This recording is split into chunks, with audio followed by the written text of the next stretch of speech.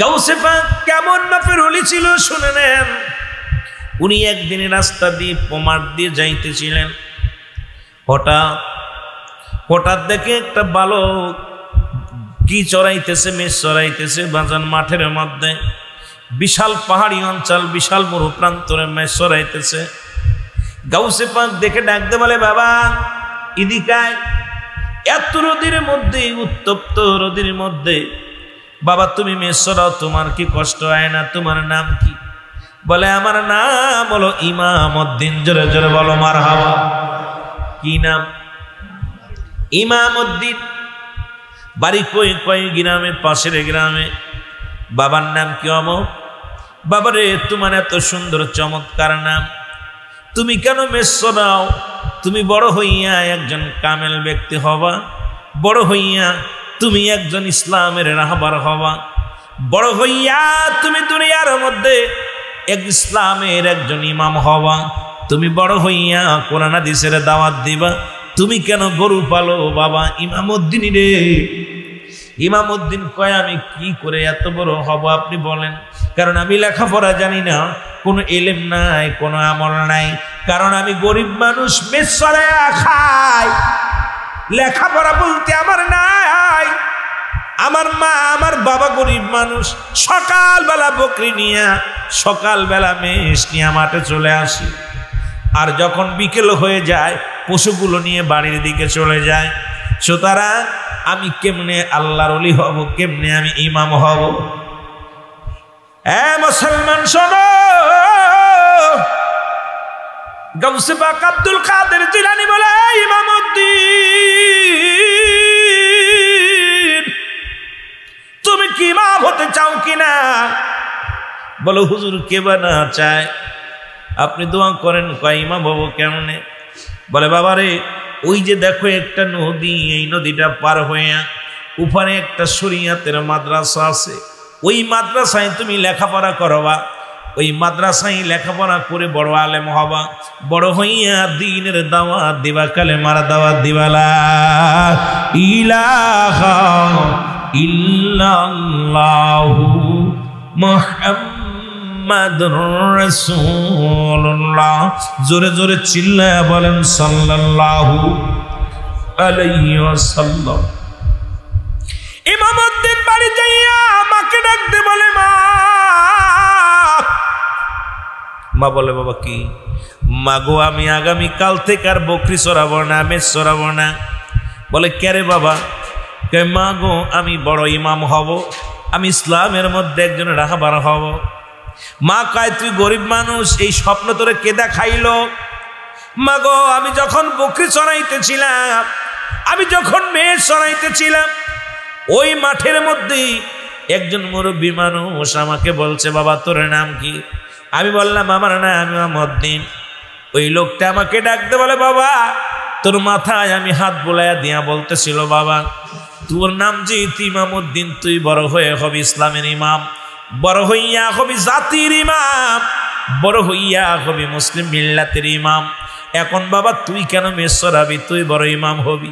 আমার মা, আমি তোমাকে বলি মা, আমি আর মেষ চড়াইতে যাব না, আমি লেখাপড়া করব, আমি বড় আলেম হব, বড় আবেদ ব্যক্তি হব গো, বড় আল্লাহওয়ালা ব্যক্তি হব। মা তুমি আমার হুকুম দাও। মা বলে, বাবা ইমামউদ্দিন পাগলামি করবি না, মেষ নিয়ে যা, আমরা গরিব মানুষ, জীবনেও লেখাপড়া করা হবে না, বড় আলেম হওয়া সম্ভব নয়। বাবারে তুই দিনের ইমাম কেমনে হবি? আমার তো সম্পদ নাই, ভালো লেখাপড়াও জানিস না। ডাক দে কয়, মা তুমি যাই বলো গো মা, আমি লেখাপড়া করে বড় আলেম হব, ইমাম হব। জোরে জোরে চিল্লা বলা যাবে না সুবহানাল্লাহ। যেহেতু ওই মুরব্বীকে আমি চিনি না, ওই মুরব্বী মাওলানাকে চিনি না, কে বা কারা বললো তুমি যাও, ও বাবা ইমামউদ্দিন তুমি নিয়ে যাও, মেষ পালন করো, মেষগুলো নিয়ে যাও। ইমামউদ্দিন কয়, মা আমি মেষ চড়াতে যাব না। ইমামউদ্দিন কি করলেন? ইমামউদ্দিনের মা একটা লাঠি হাতের মধ্যে নিলেন, লাঠি নিয়ে একটা কঞ্চি বা একটা পাটকাঠি হাতের মধ্যে নিয়ে ইমামউদ্দিন দাবড় দিলেন। ইমামউদ্দিন দৌড়াইয়া দৌড়াইয়া যায় একটা মসজিদের মধ্যে প্রবেশ করলেন। আসো মুসলমান, 10টা থেকে শুরু করে দুপুর পর্যন্ত, নামাজের আগ পর্যন্ত ইমামউদ্দিন মসজিদের মেম্বারের নিচেই যে পালায় রইলেন। মা দরজায় দাঁড়ায় আছে, ডাকতে বলে ইমামউদ্দিন রে বাইর হ, মসজিদ থেকে বাইর হ। ইমামউদ্দিন কোনো কথা বলে না, বাইর হয় না। মুয়াজ্জিন সাহেব আজান দিতে আইছে, আজান দিতে আইয়া আজান শেষ করার পরে দেখে ইমাম ছোট্ট একটা মানুষ মেম্বারের নিচেই পালায় আছে। ডাকতে বলে বাবা তুমি মসজিদের মধ্যে কেন? বলে আগে বলেন আমার মা আসেনি। কয় কোনো মাটা তো দেখলাম না, কোনো মেয়ে তো দেখলাম না। এরে মুসলমান শোনো, তুমি এখানে কিসের জন্য আসছো? কয় আমার মা আমার দাবড় দিছে, আমি পালায় আসছি। কয় কেন দাবড়াইছে? বলে আমি বড় হইয়া ইমাম হব, আমি ইসলামের ধারক বাহক হব, বড় হইয়া লেখাপড়া করে আমি ইসলামের ইমাম হব। সুতরাং এটা আমার মা মানতে পারে নাই, মা আমাকে দাবড় দিছে, আমি দাবড় খাইয়া দৌড়াইয়া আইয়া মসজিদের মধ্যে প্রবেশ করেছি। মুয়াজ্জিন সাহেব কয় ও বাবা শোন, মুসলিম জাতি নয়, গোটা পৃথিবীর মানুষের হলো মসজিদ হলো মুসলিম জাতির জন্য সবচেয়ে নিরাপদ জায়গা।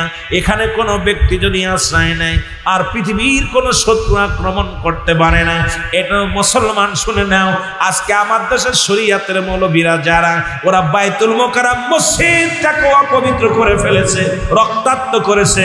কারণ এই সমস্ত মৌলবীরা যারা শুধু শরীয়ত শরীয়ত শরীয়ত নিয়ে পাগলামি করে, এই দুনিয়ার ক্ষমতালোভী পাগলেরা কি করেছে শুনে নাও, শুনে নাও। বাংলাদেশের জাতীয় মসজিদ মুসলমান বাইতুল মোকাররম, সেখানে কোরআন তাদের কাছে নিরাপত্তা নাই। এই কোরআনটা সুরে গায়ের মধ্যে মেরেছে, জায়নামাজ সুরে গায়ের মধ্যে মেরেছে, ওই রক্তমাখা পুরো মসজিদটাকে রক্তাক্ত করেছে। ইহা দ্বারা প্রমাণ হয় ও মুসলমান শোনো, কোন কামেল পীরের মুরিদ, কোন আল্লাহর ওলির পাগলেরা কোনদিন মসজিদে জোরে কথা বলতে পারে না। আর এই শরীয়তের মৌলবীরা, দুনিয়ার মৌলবীরা, দুনিয়ালোভী মৌলবীরা, তারা নিজের অস্তিত্ব টিকায় রাখার জন্য, চেয়ারের জন্য মসজিদে রক্তাক্ত করেছে। ইয়া দ্বারা প্রমাণ হয় শরীয়তের আলেমদের কাছে ওই তাসাউফ ভিত্তি নয়, যারা শরীয়তের আলেম এই দুনিয়া কামানোর জন্য আগমন করেছে, এদের কাছে মসজিদ কুরআন শরীফ কোনোটাই নিরাপদে নাই। জোরে বলেন ঠিক কিনা? আবার বাবারা, গাউসে পাক আব্দুল কাদের জিলানীর প্রেমে কেমন ভাবে পড়েছিল। মসজিদ হলো মুসলমানদের একমাত্র নিরাপদ স্থান। যদি কোনো ব্যক্তি খুন করে মসজিদে প্রবেশ করে, যতক্ষণ পর্যন্ত মসজিদ থেকে বাইরে না হবে তার উপরে আক্রমণ করা যাবে না। অসংখ্য মানুষ রাসূলুল্লাহর কদমের মধ্যে গিয়েছিল, নবীর মসজিদে নববীর মধ্যে বসে আছে। কয়েকজন অমুসলিম আগমন করলেন। বাবারা মনে রাখবেন, ভালো করে শুনে নেন। নবীজিকে সাহাবীরা বলে ইয়া রাসূলুল্লাহ, ইয়া হাবিবাল্লাহ, আপনার কাছে কয়েকজন মুসলিম আগমন করেছে। রাসূল বললেন ওদের আসতে দেন। রাসূল বললেন আসতে দেন। সাহাবীরা বলে ইয়া রাসূলুল্লাহ, ইয়া হাবিবাল্লাহ, ওরা তো মুসলিম।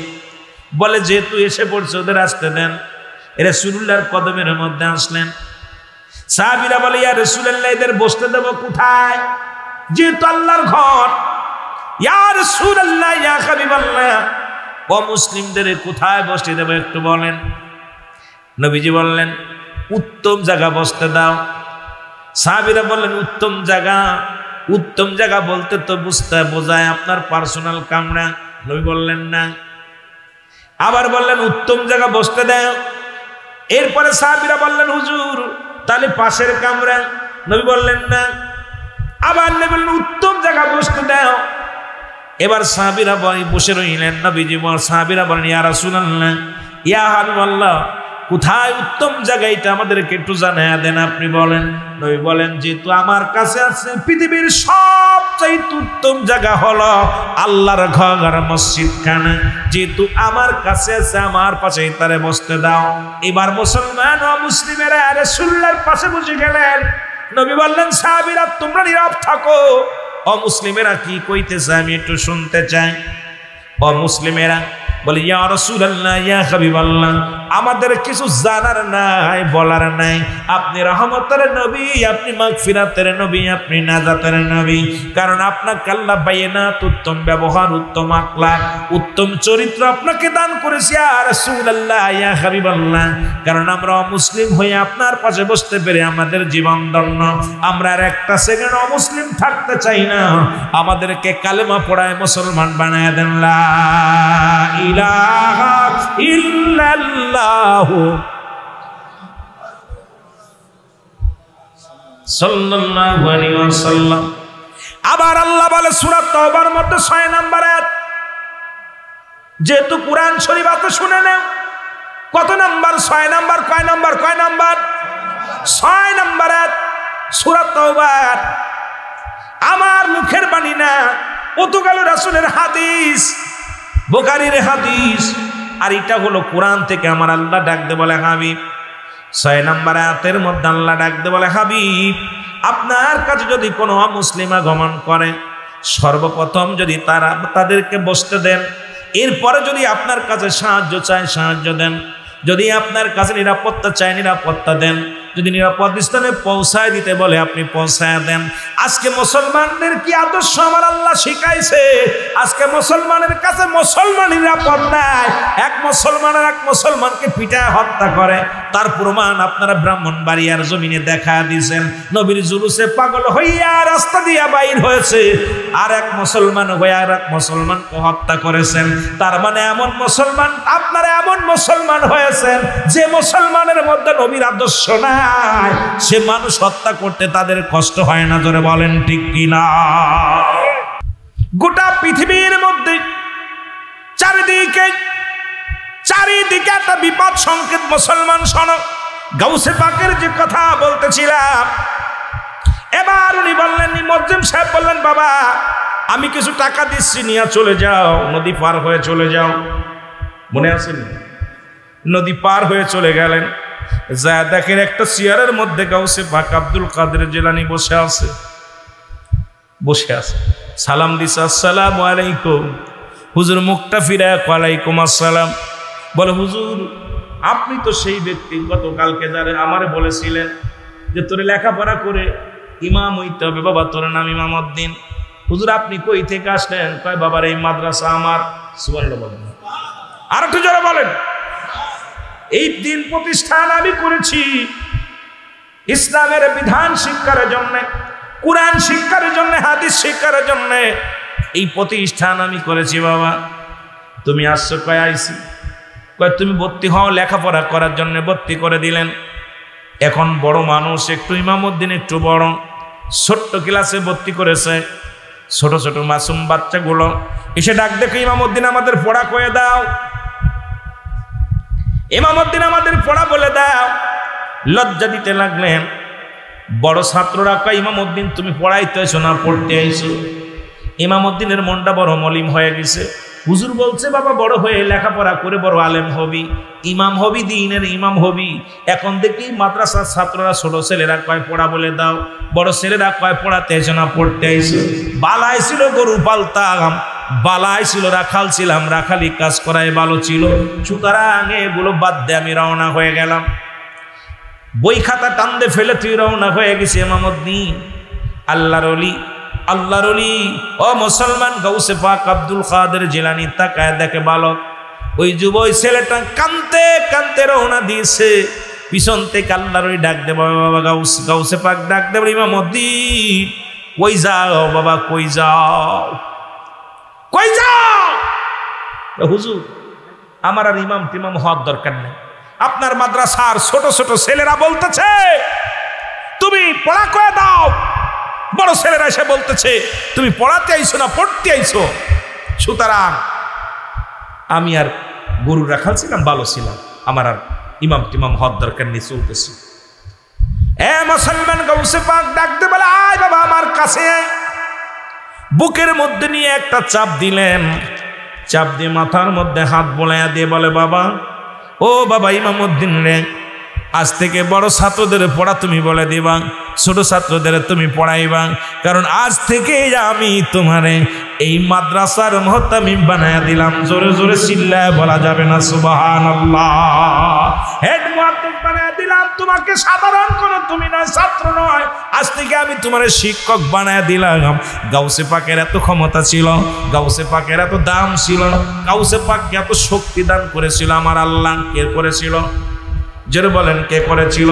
এই জন্য আল্লাহ বলে সূরা ইউনূসের মধ্যে 11 নম্বর পারা 62 নম্বর আয়াত, আল্লাহ বলে আলা, নামাজের আগে আলা নাই, হজের আগে আলা নাই, যাকাতের আগে আলা নাই। আল্লাহ বলে আলা, সাবধান, ইন্না, নিশ্চয়, আলা ইন্না আউলিয়াল্লাহি, আল্লাহর তরফ থেকে যারা ওলি হয়, লা নাই খাউফুন শব্দের অর্থ ভয়, ওরা যদি অবস্থান করে হুমদের উপরে হাজানুন, তাদের কোনো চিন্তা নাই, ভাবনা নাই। বাবারা শুনে নাও, শুনে নাও। সুতরাং আল্লাহর মাহবুবদের শক্তি দিছে আল্লাহ রাব্বুল আলামিন, ওলি আল্লাহদের শক্তি দিছে। আর খোদাই শক্তি নিয়া যদি কারোর উপরে নেক তাওয়াজ্জু শক্তি দিয়া তাকায়, আল্লাহ তার এই দুনিয়ার মধ্যে কামিয়াব করে। জোরে জোরে চিল্লায় বলেন ঠিক কিনা? আর একটু জোরে জোরে চিল্লায় বলা যাবে না সুবহানাল্লাহ। একবার গাউসে পাক উনি নামাজে দাঁড়াইলেন রমজান মাসে, রোজার মাস। গাউসে পাক একাধারে 40 বাড়ি খানা খেয়েছে। কয় বাড়ি? কথা কয় না, 40টা মুরিদের বাড়ি, 40টা খাদেমের বাড়ি। উনি একই সময় ইফতার করেছে। কয়জন? কথা কয় না, কয়জন? আমার মতো নাকি? 40 জন মানুষের বাড়ি ইফতার করেছে। নামাজ শেষ করে ফজর, আসর, বাজার, নিশান নামাজের সলাতে আসছে বা আসরের সলাতে আসছে। পরের দিন মুসল্লিরা কয় হুজুর আমার বাড়ি গেছিল, আমার বাড়ি গেছিল, আমার বাড়ি গেছিল। হুজুর সালাম ফিরে আসসালামু আলাইকুম রাহমাতুল্লাহ, আসসালামু আলাইকুম রাহমাতুল্লাহ। হুজুর বলেন আপনারা পিছনে কি বলা বলি করেন? মুরিদানরা কয় হুজুর সত্যি করে বলেন আপনি আমার বাড়ি গেছিলেন না? কয় হ।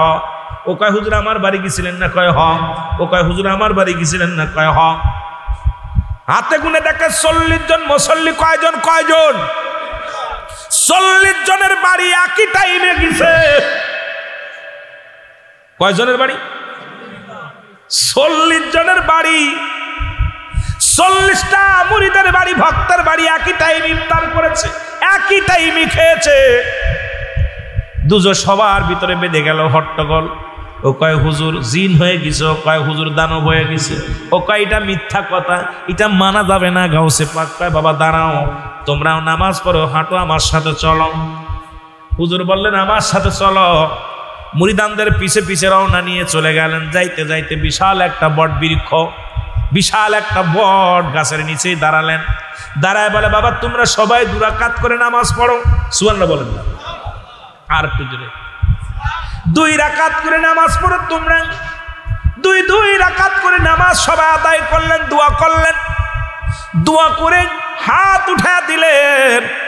হাত উঠায় সবাই দোয়া শেষ করে গাউসে পাক বললেন বাবা আপনারা চোখ বন্ধ করেন। সবাই চোখ বন্ধ করলেন। কয় বাবার এবার চোখ খুলে তোমরা গাছের দিকে তাকাও। যখন চোখটা খুলে, চোখ বন্ধ থেকে চোখটা খুলে যখন গাছের দিকে তাকাইছে, দেখে বট বৃক্ষের গাছের ভিতরে লক্ষ লক্ষ পাতার মধ্যে, প্রতিটা পাতার মধ্যে গাউসে পাক বসে বসে তাসবিহ টিপতেছে। জোরে জোরে চিল্লায় বলেন সুবহানাল্লাহ।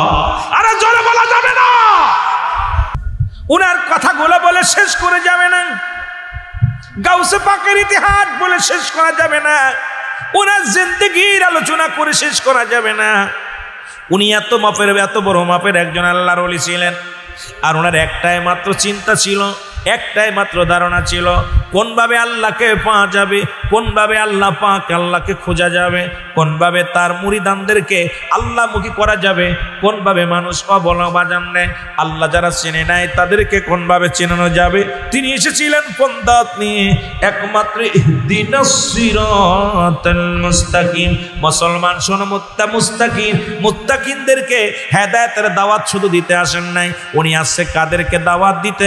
মুসলমান শোনো শোনো শোনো, যারা দুনিয়া দুনিয়ার মধ্যে আল্লাহ বলে গেছে, রাসূল বলে গেছেন, যারা দুনিয়ার মধ্যে চন্দ্র পূজারী ছিল, যারা দুনিয়ার মধ্যে মূর্তি পূজারী ছিল, যারা দুনিয়ার মধ্যে মদ গাঁজা খেয়েছে, যারা দুনিয়ার মধ্যে অন্যায় পথে বিচারণ করেছে, গাউসে পাক এসেছিল তাদেরকে দাওয়াত দেওয়ার জন্য। গাউসে পাক এসেছিল তাদেরকে পথগুলা মানুষের সন্ধান দিতে। গাউসে পাক মূর্তি পূজারীদেরকে দাওয়াত দিছে, গাউসে পাক মুসলমান পথহারা মানুষদেরকে দাওয়াত দিছে। আর সবাই তার মুখের জবানের দাওয়াত পেয়ে ইসলাম ধর্ম কবুল করেছে, তারাও কালেমা পড়েছে লা ইলাহা ইল্লাল্লাহু মুহাম্মাদুর রাসূলুল্লাহ।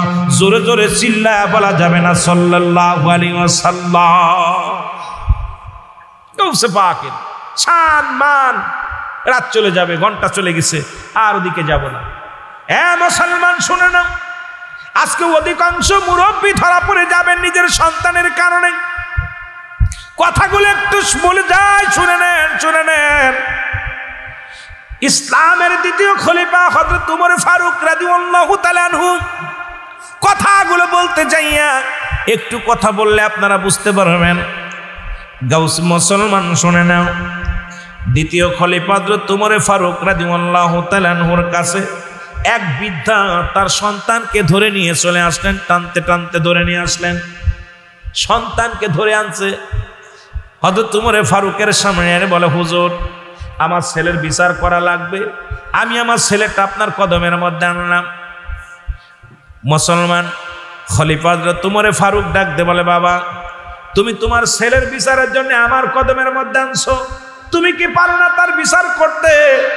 বলে, আমি বৃদ্ধা হয়ে গেছি, দাড়িগুলো পেকে গেছে, বুড়া হয়ে গেছি, বয়সে।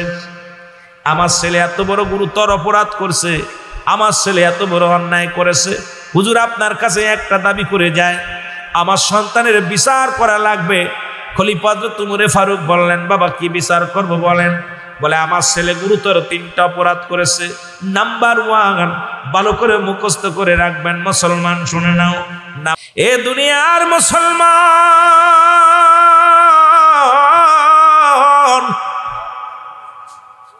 মানুষের আশার একটা সিরিয়াল আছে, যার কোনো সিরিয়াল নাই।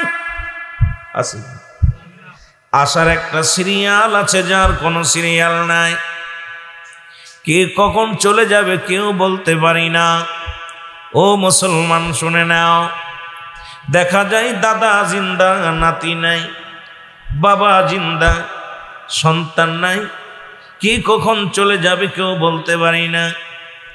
এ মুসলমান, 2টা টাইমে মরণ হয়। নাম্বার 1 হলো মানুষের মৃত্যু হয় দিনের বেলা, নাম্বার 2 হলো মৃত্যু হয় রাতের বেলা। ও বাবা, দিনটা শুরু করে শেষ করে ফেলেছ, মৃত্যুবরণ করো নাই, রাত শুরু করে 10টা বাজায় ফেলছ, এখনো পর্যন্ত তুমি আমি জিন্দা আছি। আমার মাওলার দরবারে শুকরিয়া আদায় করার দরকার আছে কি না? আর একটু জোরে জোরে চিল্লায় বলা যাবে আছে কি না? এ দুনিয়ার মুসলমান শুনে নাও, যেহেতু আজকে ভাগ্য করে এমন একটা জায়গা পাইলাম, রিয়াজুল জান্নাহ বেহেশতের বাগান, বান্দা যখন বাড়ি থেকে রওনা দিয়েছে রে মুসলমান, এই জান্নাতের বাগানে আসবে। এই গানপুর গাউসিয়া কুতুবিয়া মুসলমান শুনে নাও, এই কুতুবিয়া দরবার শরীফের উদ্দেশ্যে যখন জান্নাতের বাগানের দিকে রওনা হয়ে গেছে, প্রতিটা কদমে কদমে আমার আল্লাহ সগীরা গুনাহগুলো মাফ করে দিছে। জোরে বলেন মারহাবা। কি গুনাহ মাফ হয়েছে? সগীরা গুনাহগুলো মাফ হয়ে গেছে। শুধু নিয়ত করে, তাবারক খাওয়ার নিয়ত নয়, এসেছি গুনাহ মাফের নিয়ত করে। বাড়ি থেকে তাবারকটা একটা বোনাস। জানালা কেটেছি আযান শোনার জন্যে, বাতাস আসবে ফাও ফাও। আমি বাবা সকাল নাই, আজকে রাতটা এসে যান। যারা ঘরের মধ্যে এখনো ঘুমায় আছেন, পাগলের মতো পঙ্গপালের মতো ছুটে চলে আসেন, কারণ প্রতিটা কদমে কদমে আমার আল্লাহ সগীরা গুনাহগুলো মাফ করে দিবে।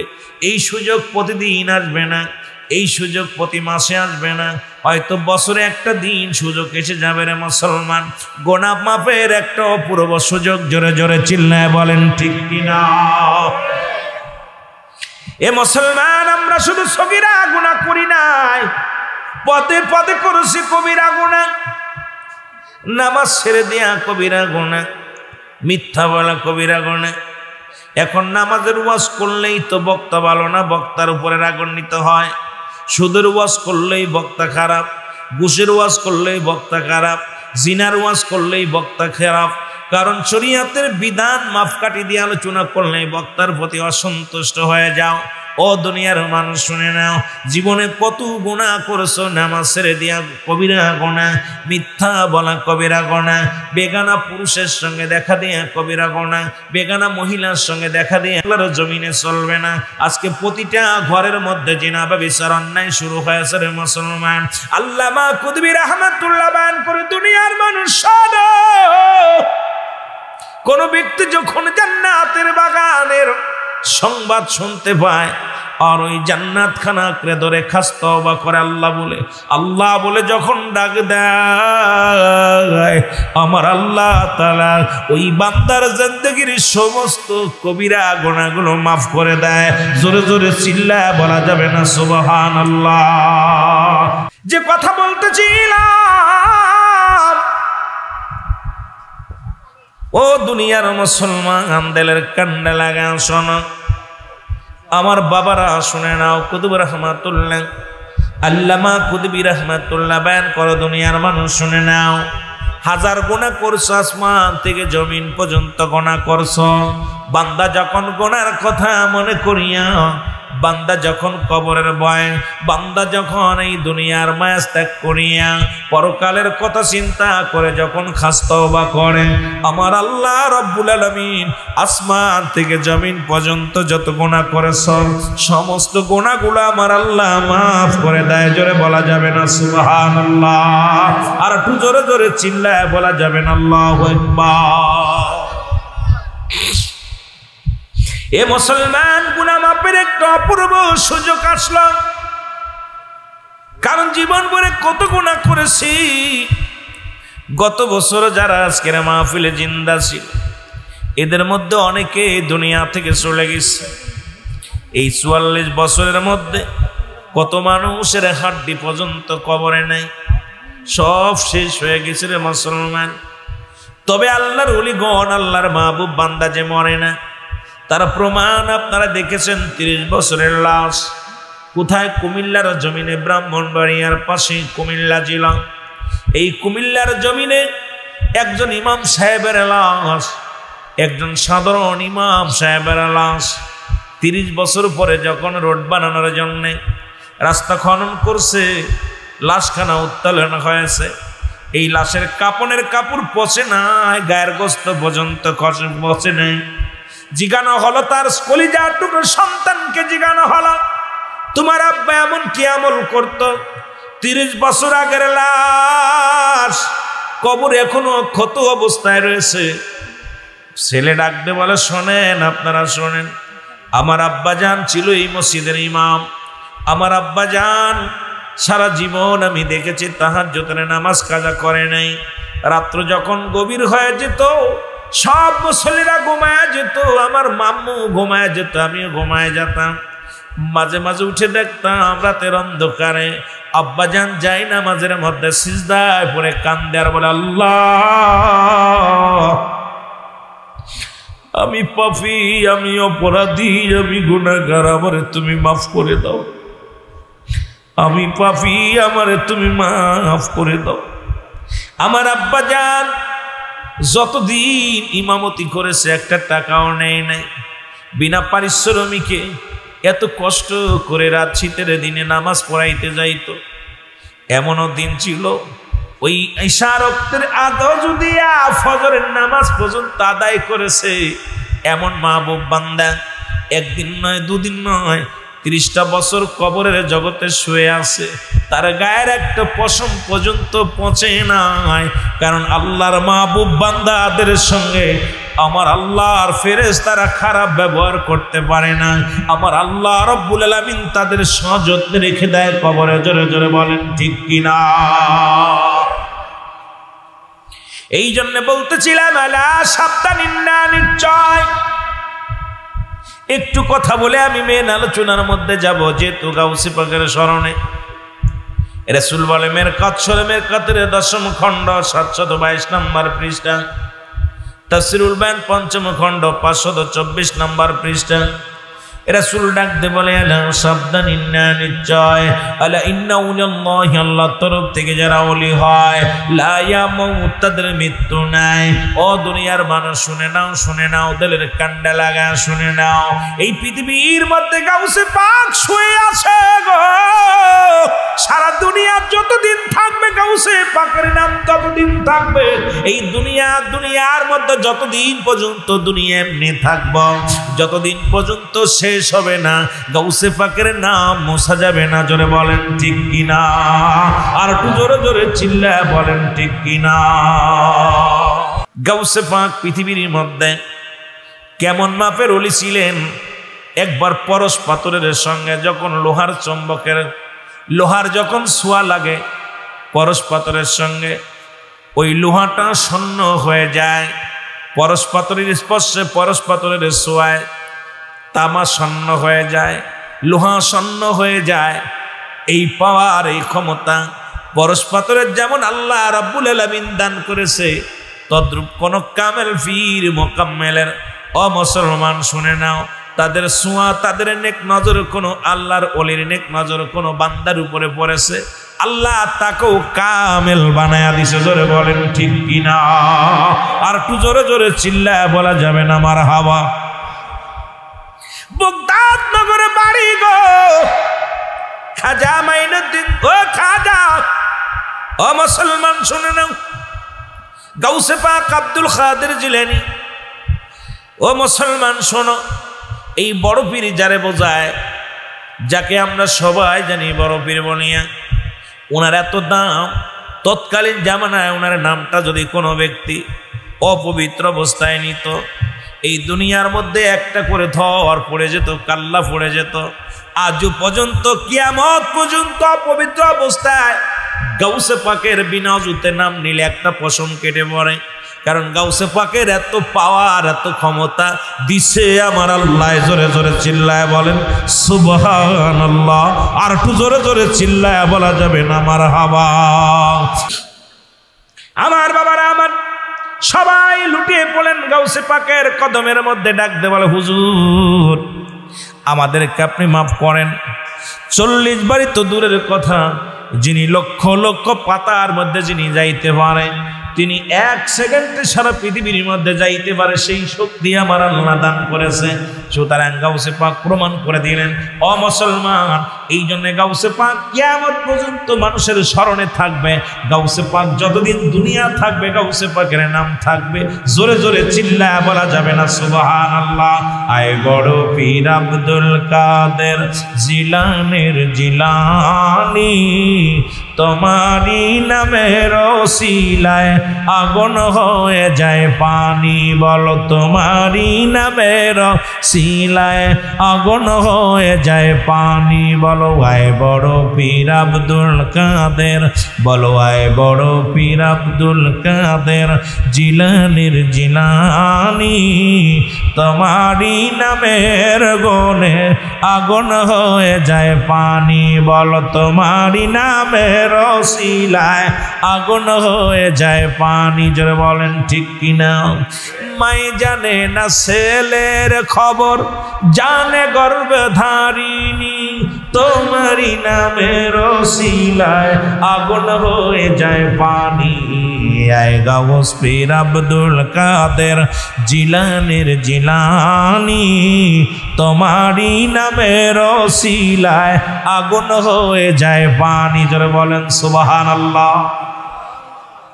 এখন আবার গাউসে পাক ওসিলা দিলে 1 শ্রেণীর মৌলবীদের কষ্ট হয়। উনি কি জানে 6 শ্রেণীর মানুষের মাধ্যম দিয়া দোয়া চাওয়া জায়েজ? নাম্বার 1 নবীগণ, ওলিগণ, গাউসগণ, কুতুবগণ, আলেমগণ, উলামাগণ। কিন্তু সেই যে মৌলবী মানে না ওলি আল্লাহদেরকে, উনিও যাইয়া উনার কাছে অসংখ্য মানুষের দোয়া চায় জুম্মার দিনে। চাই কি চায় না?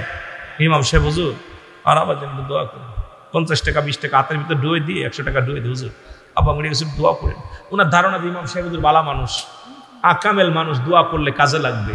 ওনার বিশ্বাস অথচ ওলিদের কাছে ওলিদের কাছে জায়েজ না, ওলিদের কাছে কেউ চায় না, ওলিদের আল্লাহ পাককে ওলিদের মাধ্যম দিয়ে চায় আল্লাহর কাছে। জোরে বলেন ঠিক কিনা? আল্লাহ অমুক ব্যক্তি আমার কাছে আসছে, দোয়া চান, অনেকেই চাইছে হুজুর একটু দোয়া করবেন, আমার বাপের ক্ষমতা আছে কিছু দেওয়া, আমি চাইব আল্লাহর কাছে আল্লাহ অমুক ব্যক্তি দোয়া চেয়েছে তারা তুমি কামিয়াব করো। জোরে বলেন ঠিক কিনা? একটু মহব্বতের সঙ্গে দুরূদ শরীফ পড়েন। আল্লাহুম্মা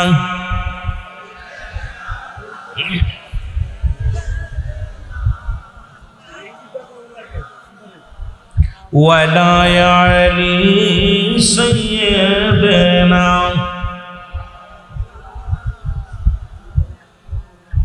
এ মুসলমান গভীর মনোযোগ, জোরে জোরে বলেন কি চাই? আমরা চাই শান্তি বাবা, গভীর মনোযোগ।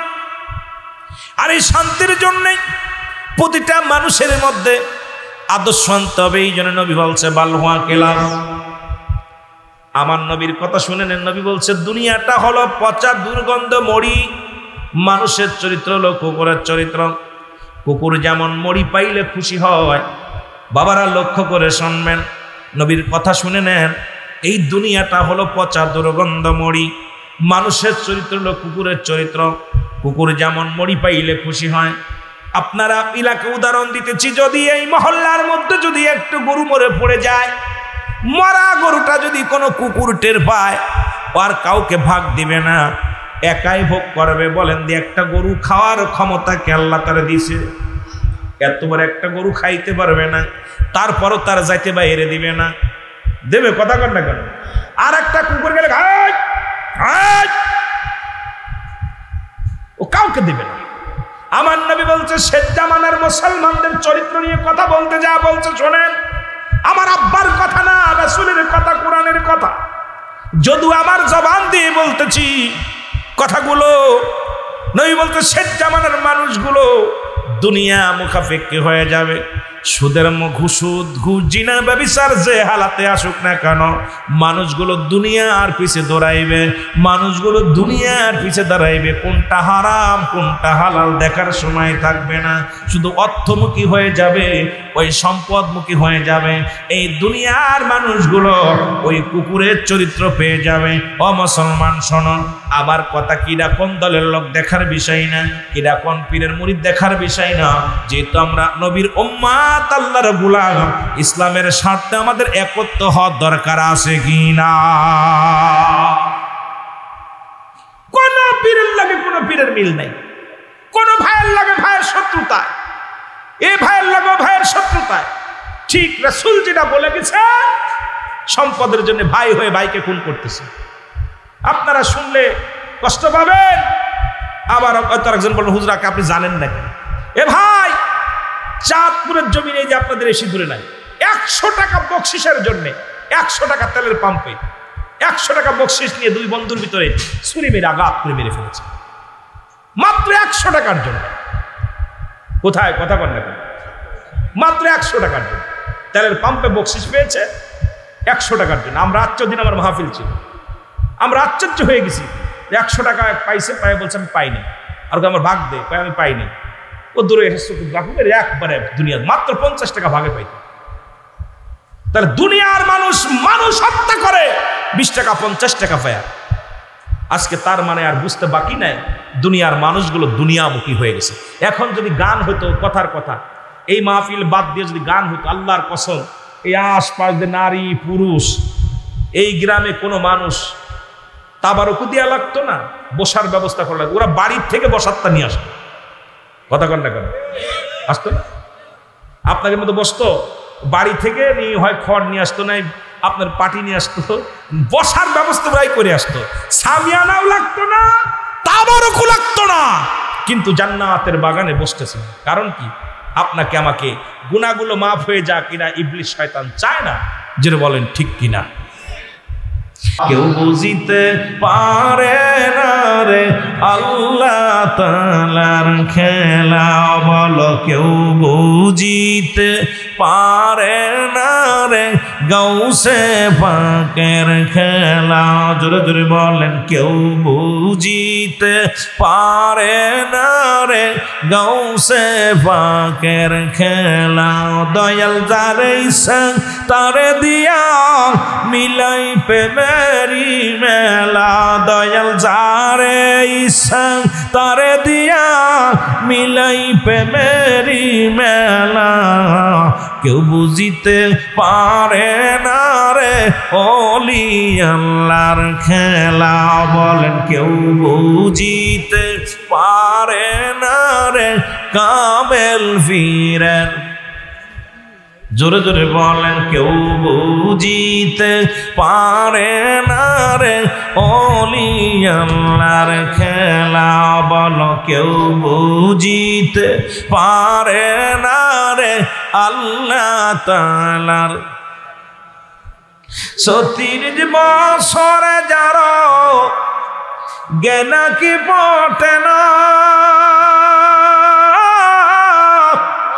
৬ মাসের কালের আবার পাই যে ১৬ আনার দয়াল, পাই যে ১৬ আনা। ও দয়াল যারে ইচ্ছা তারে দিয়া মিলাই প্রেমেরি মেলা। দয়াল যারে ইচ্ছা তারে দিয়া মিলাই প্রেমেরি মেলা। কেউ বুঝিতে পারে না রে গাউসে পাকের খেলা। বলেন কেউ বুঝিতে পারে না রে কামেল ফিরের। এরে আমা বসে চাঁদে দয়াল দেখায় চাঁদের আলো, যাই না মাঝে ভর করিয়া শাহজালাল। সুরমা নদী পাড়ি দিল রে শাহজালাল, নদী পাড়ি দিল। জোরে বলেন ঠিক কিনা? কত লঞ্চ ডুবা যায়, বড় বড় জাহাজ ডুবা যায়। টাইটানিক জাহাজ নাম শুনেছেন, এডারও ডুবাই দিছে। কিন্তু আল্লাহ পাক আল্লাহর ওলির প্রেম ছিল, আল্লাহর সঙ্গে এত প্রেম যায় না মাঝে বার করে ৩৬০ জন উলিয়া পার হয়ে গেছে। সে ওলি আল্লাহদের পক্ষে থাকার দরকার আছে কি? জোরে বলেন আছে কি না? কষ্ট হচ্ছে আপনাদের? আমার অত্যন্ত ভালো লাগছে যে গাউসে পাকের স্মরণে মাহফিল, যে গাউসে পাক আল্লাহর ওলিদের স্মরণে মাহফিল, আল্লাহর ওলিদের মাহবুব বান্দাদের স্মরণে মাহফিল।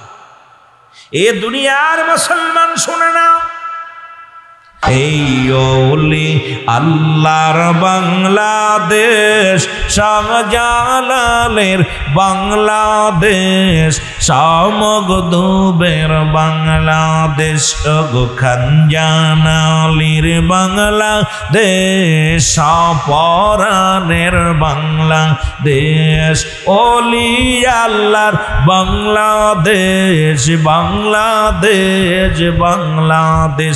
বলো কবুল করুন আল্লাহ, কবুল করেন আল্লাহ। ওগো তাদের পথে, তাদের মতে, তাদের পথে, তাদের মতে কবুল করেন আল্লাহ, ওগো কবুল করেন আল্লাহ। বলো শাহজালালের বাংলাদেশ, খাজা এনায়েত পুরীর বাংলাদেশ, খাজা ফরিদপুরীর বাংলাদেশ, বাংলাদেশ, বাংলাদেশ। ওগো রহম করুন আল্লাহ, ওগো রহম করুন আল্লাহ। ওগো তাদের পথে, তাদের মতে কবুল করুন আল্লাহ, ওগো কবুল করেন আল্লাহ। আল্লাহুম্মা, একটু জোরে জোরে পড়েন না। ওয়া আলা আলি,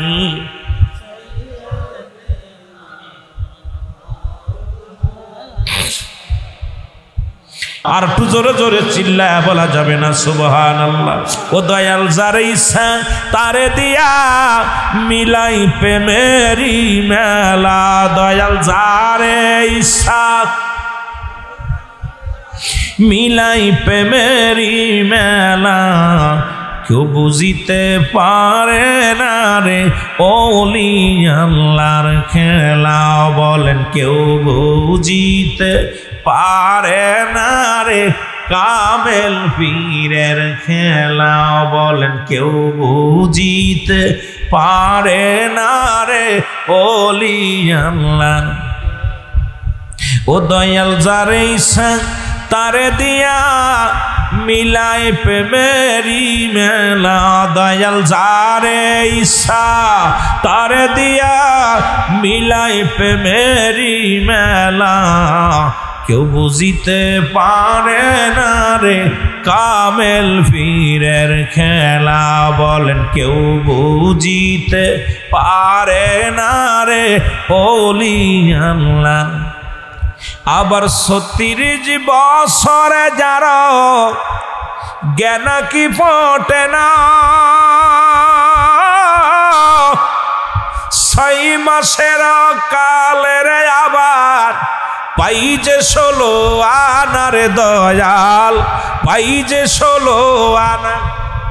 বুড়া হয়ে গেলে যে খালি এত বছর এটা করলাম কিছু আনলাম না, আল্লাহ কখন কারে দিয়া কি করব। বুড়া হইলি জৈব, বয়স হইলে হইব না। কোন পাগলটার ভিতরে এই প্রেম ঢুকায় দিছে, এই পাগলটার নিয়ে খেলবো। আল্লাহ জোরে বলেন ঠিক কিনা। ৩৬ বছরে জানো জ্ঞান কি পটে না, ৬ মাসের কালের আবার পাই যে ১৬ আনার দয়াল, পাই যে ১৬ আনা। ও দয়াল যারে ইচ্ছা তারে দিয়া মিলাই প্রেমেরি মেলা। কেউ বুঝিতে পারে না রে আল্লাহ তাআলার খেলা। বলেন কেউ বুঝিতে।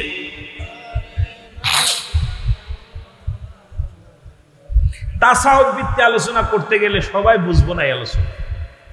শরিয়াতের আলেমরা তো বুঝবোই না আল্লাহ কখন কারে কি করব। এই তাসাউফ ভিত্তিক। এ মুসলমান শোনো, আল্লাহ কখন কারে দিয়া কোন জায়গায় ইসলামের দাওয়াত দিবে, কারে দিয়া কি করবে কে বোঝে? আল্লাহ জানে। বলেন জোরে বল ঠিক কিনা। এটা বুঝতে যায় জেনে বলছে, এর জোর করিয়া বুঝতে গেলে তার ঘটবে মরণ জ্বালা। কেউ বুঝিতে পারে না রে ওলি আল্লাহর খেলা। বলেন কেউ বুঝিতে। এত সহজ না বুঝা। এটা বুঝতে লাগলে পীর মুরিদি করতে হবে, 1000 দিন আপনার গোলামি করা লাগবে, আমিত্ব দূর করতে হবে। বড় শিক্ষিত, বড় জান্নওয়ালা, বড় টাকাওয়ালা, এই অহংকার অহমিকা ভিতর থেকে দূর না করতে পারলে এটা পাওয়া সম্ভব না। এই জিনিসটা খুব মানবদের ছাই লতিফা। কোন লতিফার বাড়ি কই জায়গায় কইতে গেলে ফায়দামা গরম হয়ে যাবে বলো কিছু কথা বুঝেননি। এগুলো জানে আগুন পানি মাটি বাতাস। ইসলামী মানে হেসান, কালেমা নামাজ রোজা হজ যাকাত শরিয়াত তরিকত হাকিকত মারিফাত। এই বিধানগুলো এটা কঠিন। আদব বুদ্ধি মহব্বত সাহস এত সহজ না। এগুলো অর্জন করতে হলে সময় দিতে হবে, সাধনা করতে হবে। আমার নবী যখন হেরা পর্বতে থাকতেন, দিনের পর দিন ঘন্টার পর ঘন্টা চলে মুরাকাবা মুশাহাদায় থাকতেন। ধ্যান ধরেছে তাই পেয়েছে। উড়িয়ে এসে জুড়ে বসে নাই, অলিগণ উড়িয়ে এসে জুড়ে বসে নাই। কথা বুঝলি? সাধনা করতে হবে, সাধনে ভজন করতে হবে।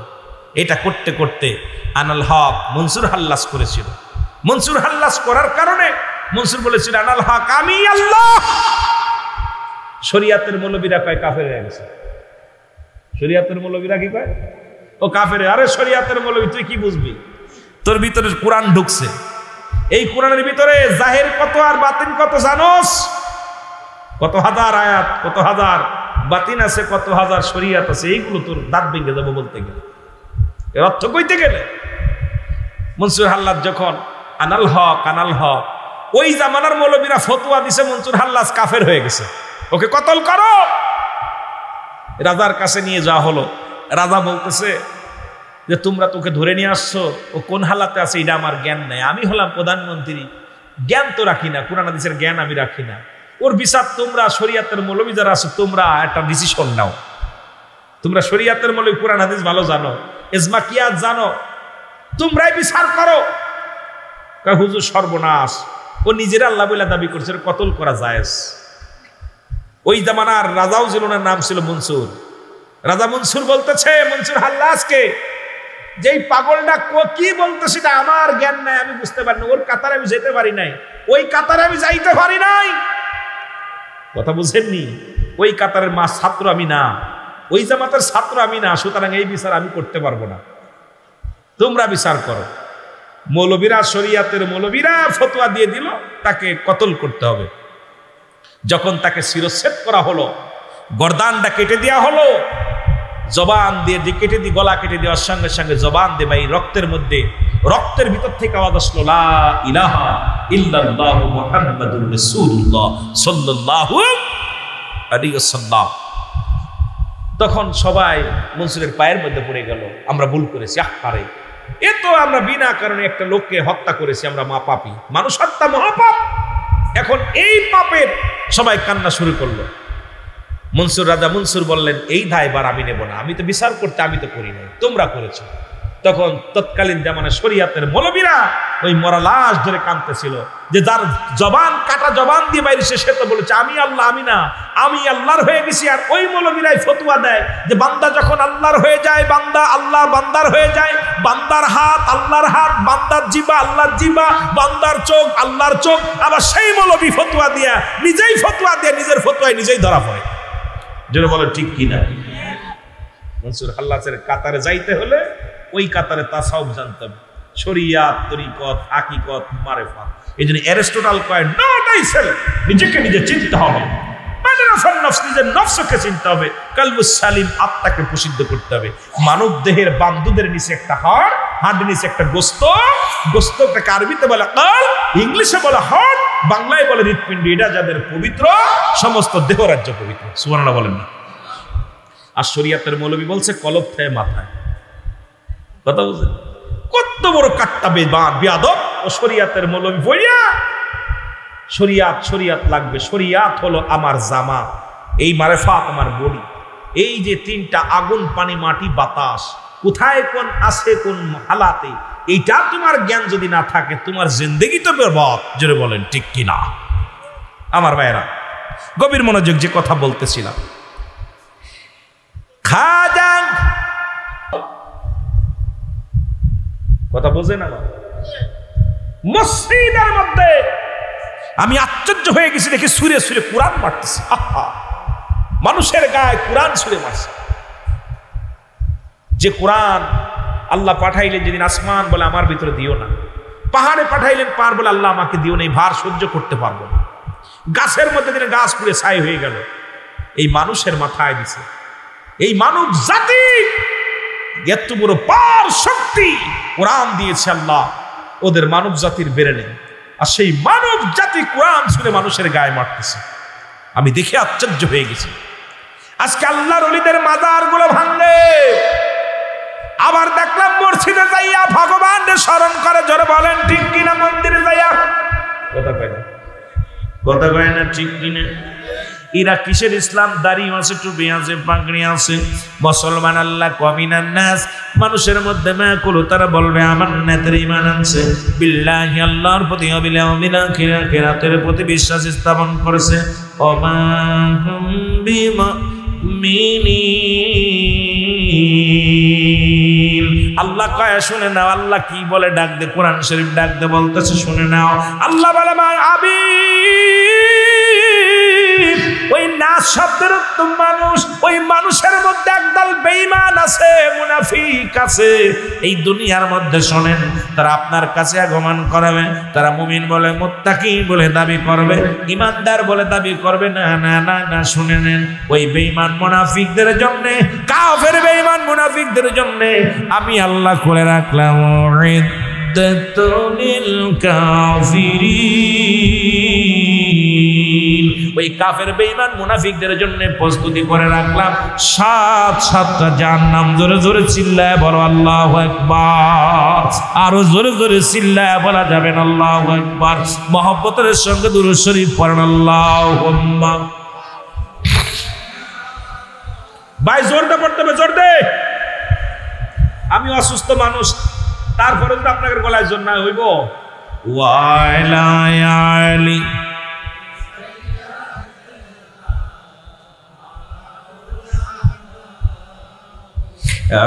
নবী মুহাম্মদ সাল্লাল্লাহু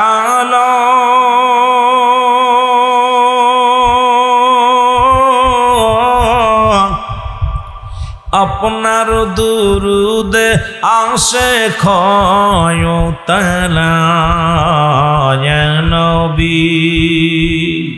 মোহব্বতে বলেন নবী মুহাম্মদ সাল্লাল্লাহু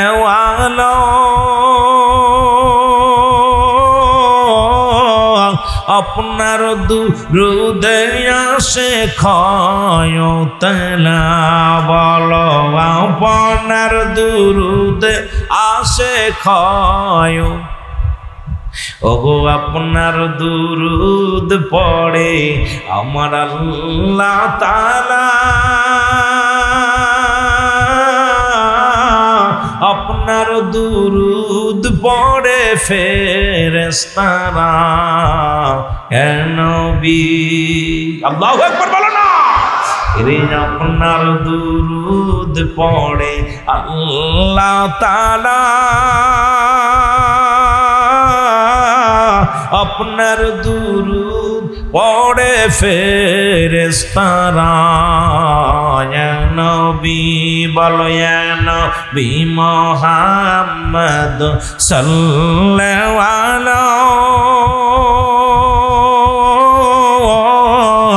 আপনার দুরুদে আসে খয়তালা বলো আপনার দুরুদে আসে খয়। যখনই মনে পড়ে নবী কামলিওয়ালা, দুরুদ বানায় আসে গলার মালা হে নবী। যখনই মনে পড়ে নবী কামলিওয়ালা, দুরুদ বানায় আসে গলার মালা হে নবী ইয়া নবী মুহাম্মদ সাল্লাল্লাহু আপনার দুরুদে আসে খয়তালা বলেন আপনার দুরুদে আসে খয়। কাঙ্গালের এই মিনতি শোন মদিনাওয়ালা, আমরা আর কিছু চাই না, চাই শুধু কদম তলা ইয়া নবী। আল্লাহুম্মা